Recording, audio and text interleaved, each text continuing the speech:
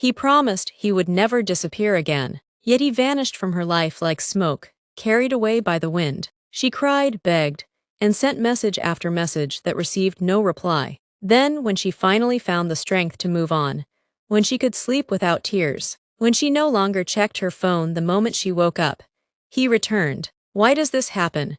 Why do men seem to come back the moment a woman begins to heal? It's not coincidence, and it's not just the universe playing games with your heart. There is a deeper, older explanation, rooted in human psychology, particularly in Carl Jung's insights, which take on even more meaning when viewed through the lens of our cultural reality. Some men seem incapable of truly valuing a woman who is fully present, who offers her heart without hesitation. It's as if your complete availability pushes them away, instead of drawing them closer. But then, when you stop trying, when you pull back and reclaim your energy, something in them changes.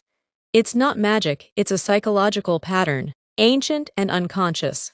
These are not random behaviors. They are deeply embedded responses, shaped by archetypes that have guided human relationships for generations. In Mexico, these patterns appear over and over again in the love lives of women, and when you begin to understand them, everything starts to make sense. I know this personally. I spent years emotionally chasing after a man who would not commit. The more I gave, the more he withdrew. The harder I tried, the further he drifted. Nothing changed until I learned to apply what I had discovered through Carl Jung's teachings. I began to understand how the masculine mind responds to closeness and distance, how mystery fuels desire, while certainty often dulls it. When I shifted my energy, everything in my relationships began to change. And I'm not alone.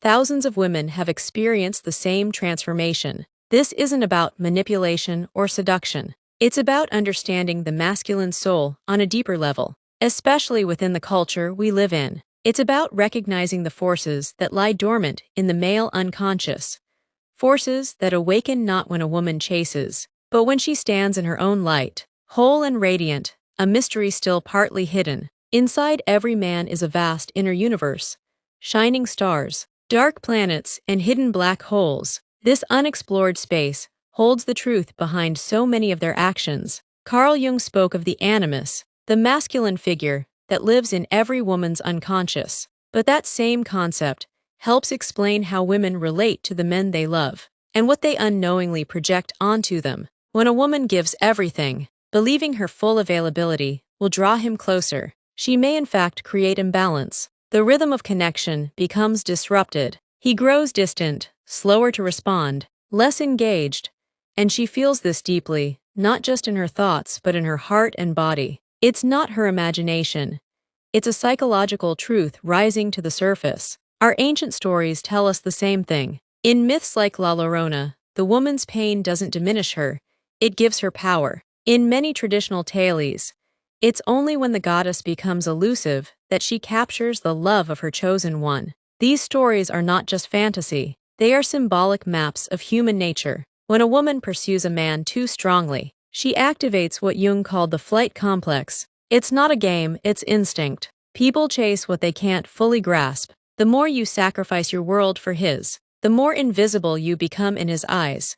Not from cruelty, but because the mystery is gone. Jung taught us to value the unknown. The part of you that remains mysterious is not weakness. It is strength. Like the nopal, which guards its power and shows itself slowly. You too should hold part of yourself sacred. Let him wonder, let him seek. In that wondering, true love can awaken.